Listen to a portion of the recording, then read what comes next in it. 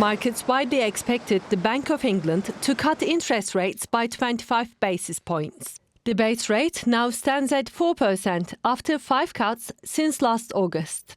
The Bank of England, even though it's now forecasting a higher inflation than was the case just a few months ago, still thinks that the slowdown in the economy will be bringing inflation down. Looking ahead, they're pointing in particular to areas such as a slowdown in service growth, inflation, but they're being cautious at the same time by just cutting by just a quarter of a point.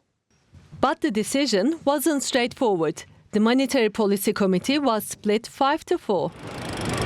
The bank is balancing concerns over rising prices with weakness in the jobs market. Governor Andrew Bailey warns there's a genuine uncertainty over the path of rates for the rest of the year. We expect headline inflation to peak at about 4% in September. In addition to the contributions from energy and food prices, inflation will continue to be held up over the coming months by a number of increases in regulated and administered prices, such as water bills and vehicle excise duty, that are not directly linked to underlying cost pressures in the UK economy. The pound was up 0.5% against the US dollar after the announcement. Gilt yields also rose while stocks slipped.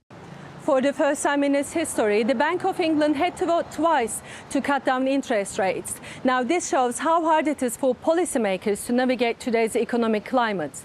Now, another cut in November hangs in the balance, with some experts saying it will be hard to justify unless inflation cools down. Tulay Kalyon Haznedaroglu, TRT World, London.